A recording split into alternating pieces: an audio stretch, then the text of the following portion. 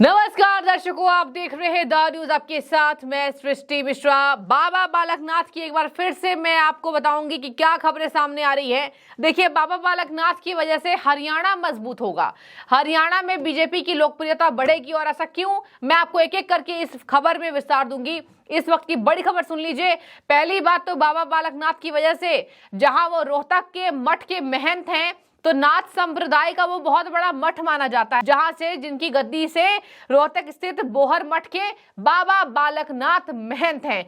मस्त नाथ मठ के महंत है बाबा बालकनाथ, और ये हरियाणा में ही आता है। अब देखिए, हरियाणा में अगर आता है तो इनकी सीट जो ये जीते तिजारा, वो वहां से अगर ये जीते तो वो मठ भी स्ट्रांग होगा। उस मठ के आसपास जितने लोग हैं वो बाबा के नाम से वोट देंगे, और इसका असर 24 के लोकसभा चुनाव में जाहिर सी बात है पड़ेगा। इस वजह से आप सुन लीजिए कि बाबा बालकनाथ की वजह से क्या मनोहर लाल खट्टर स्ट्रांग होंगे? तो जी हां, सही जवाब है इसका।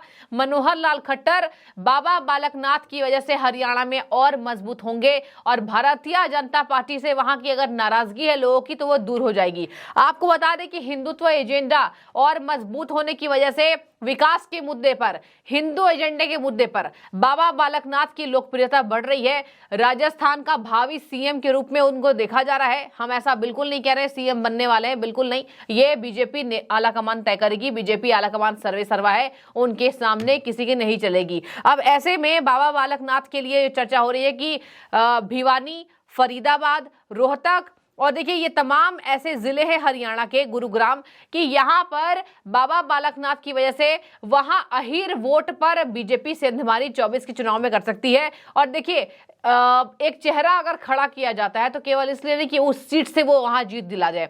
एक चेहरे के पीछे बहुत मेहनत होती है। अगर किसी भी विधानसभा सीट पर किसी प्रत्याशी को खड़ा किया जा रहा है तो देखा जाता है कि उस प्रत्याशी की पकड़ कौन कौन से जातीय समुदाय में है। और देखिए, भारत में समुदाय का सिक्का इक्का सब चलता है। बिना समुदाय के, बिना जात के, बिना वर्ण व्यवस्था के भारत की राजनीति नहीं चलेगी। ये बात जाहिर है, ये बात पुरानी है, तो ये बात चलती रहेगी। अब आपने देखा, जाति के नाम पर बिहार में भी वोट लिया जाता है। लालू प्रसाद यादव इसी के नाम पर वोट लिए, नीतीश कुमार इसी की वजह से वोट लिए, और अभी देखिए उन्होंने जनगणना कराई। तो ये सब बिहार में नहीं, पूरे भारत में जाति के आधार पर राजनीति होती है, विकास के आधार पर भी होती है। अब ऐसे में मैं आपको बता दूं, यहाँ अहीर वोट पहले तो मजबूत होगा, और बाबा बालकनाथ का असर हरियाणा के 7 जिलों की 29 विधानसभा सीटों पर पड़ेगी, जिसमें फरीदाबाद, रोहतक, गुरुग्राम और भिवानी है। तो 4 ये जिले हैं ऐसे हैं जहां बाबा बालकनाथ का व्यापक असर पड़ेगा। दर्शकों, आपको बता दें, योगी आदित्यनाथ ने उन्हें भावी मुख्यमंत्री करार दिया है। वो योगी जिनके वजह से यूपी नहीं पूरे भारत का नक्शा बदल गया, वो योगी आदित्यनाथ जिनकी वजह से आज माफिया कांपते हैं। और कहा जाता है बाबा सीएम कैसा हो तो योगी आदित्यनाथ जैसा हो, और हर एक प्रदेश का सीएम कैसा हो तो योगी आदित्यनाथ जैसा हो। तो योगी आदित्यनाथ जी भी गए थे वहां, नामांकन उन्होंने भराया, योगी उनके गुरु हैं। तो ऐसे में देखिए इनकी लोकप्रियता ज्यादा बढ़ती नजर आ रही है। और इसी के साथ मुख्यमंत्री बाबा बालकनाथ योगी आदित्यनाथ की भी पहली पसंद है। वसुंधरा राजे ने भी इनके लिए वोट मांगा था, और उनके सामने वो नतमस्तक हुई थी। तो वसुंधरा राजे का भी आना तो ये दिखा रहा है कि बाबा बालकनाथ को जो आलाकमान से बुलावा आया है, ये भी एक बहुत ही स्ट्रॉन्ग मैसेज है कि बाबा बालकनाथ अगले मुख्यमंत्री बन सकते हैं। वसुंधरा राजे सिंधिया के भी इनके नजदीकियां हैं। वसुंधरा राजे भी प्रचार करने उनके क्षेत्र में आई थी और बाबा के सामने हाथ जोड़कर उनका आशीर्वाद लिया था। तो सोच लीजिए कि वसुंधरा राजे सिंधिया बड़ी, जो खुद रजवाड़े खानदान से है, राजा की बेटी हैं। अब ऐसे में वसुंधरा राजे सिंधिया भी उनसे आशीर्वाद ले रही हैं। तो बाबा बालकनाथ की एक अलग महत्वता राजस्थान में ही नहीं, अब हरियाणा में भी बन रही है, और 24 में इसका व्यापक असर पड़ेगा। अब मैं आपको बता दूं, युवा और हिंदुत्व का फायदा मिलेगा, क्योंकि बाबा बालकनाथ एक तो 39 साल के हैं। केवल 40 साल में सांसद बनना, 40 साल में इस तरीके से जीत हासिल करना, और 40 साल में ही योग वो कर दिखाया बाबा बालकनाथ ने जो बड़े बड़े अनुभवी राजनीति के नहीं कर पाते हैं। तो यही वजह है कि युवाओं का भर भर के वोट मिलेगा बीजेपी को 24 में, और हिंदुत्व का फायदा मिलेगा। अब ऐसे में मैं आपको बता दूं, तिजारा विधानसभा सीट भी कोई नॉर्मल सीट नहीं थी, वहां से कोई भी प्रत्याशी नहीं लड़ना चाहता था। तिजारा जहां मुस्लिम बाहुल्य एरिया है, इसके लिए कांग्रेस का इमरान खान उतरता है, वो बसपा से आए थे इमरान खान, और वहां की सीट से ऐसे आंकड़ों से जीतना, तो देखिए ये दिखा रहा है कि चैलेंज एक्सेप्ट करने की ताकत बाबा बालकनाथ में है। और राजस्थान में जो हिंदू सनातन को इग्नोर किया गया कन्हैयालाल के मर्डर के बाद, तो उससे नाराजगी बढ़ी है, तो बाबा बालकनाथ को एक प्रबल चेहरा माना जा रहा है। कई ऐसे रीजंस मैंने आपको बता दिए जिसकी वजह से बाबा बालकनाथ की स्ट्रांग वहां पर प्रबलता है। अब सुन लीजिए, यहां पर हरियाणा गौशाला संघ ने भी इसके लिए सिफारिश कर दी है। हरियाणा राज्य गौशाला संघ के प्रदेश अध्यक्ष शमशेर आर्य ने भी बाबा बालकनाथ को मुख्यमंत्री बनाने की सिफारिश कर दी।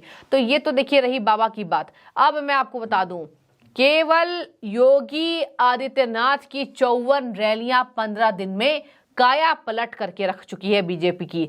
उत्तर प्रदेश में छोड़िए, राजस्थान, छत्तीसगढ़ और मध्य प्रदेश, आपको मैं बता देती हूं, योगी आदित्यनाथ एक ऐसे प्रचारक हो चुके हैं, एक ऐसे फायर ब्रांड नेता हो चुके हैं जिनकी तोड़ अब किसी के सामने नहीं है।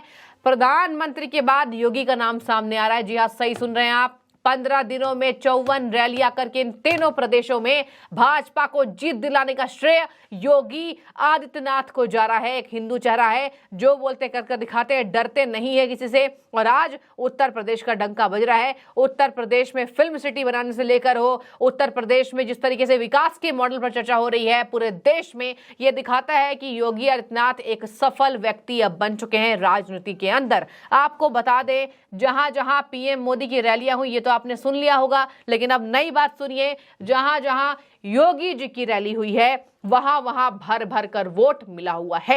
कांग्रेस भले कहे कि केवल मोदी के नाम से चुनाव जीता गया है। जी हां, मोदी एक बहुत बड़े चेहरे हैं, प्रधानमंत्री हैं। मोदी जी जहां जहां गए हैं उसका व्यापक असर हुआ है। और हम भी ये बात मानते हैं कि प्रधानमंत्री का चेहरा जहां जहां जाता है, भाजपा अगर नहीं भी जीतती है तो वो जीत दिला देते हैं। तो ये तो खैर प्रधानमंत्री की बात है, लेकिन ये देखिए महज एक मुख्यमंत्री होकर के अब ये इतने बड़े नेता बन चुके हैं कि बीजेपी को जीत दिलाने में इनका श्रेय जाता है।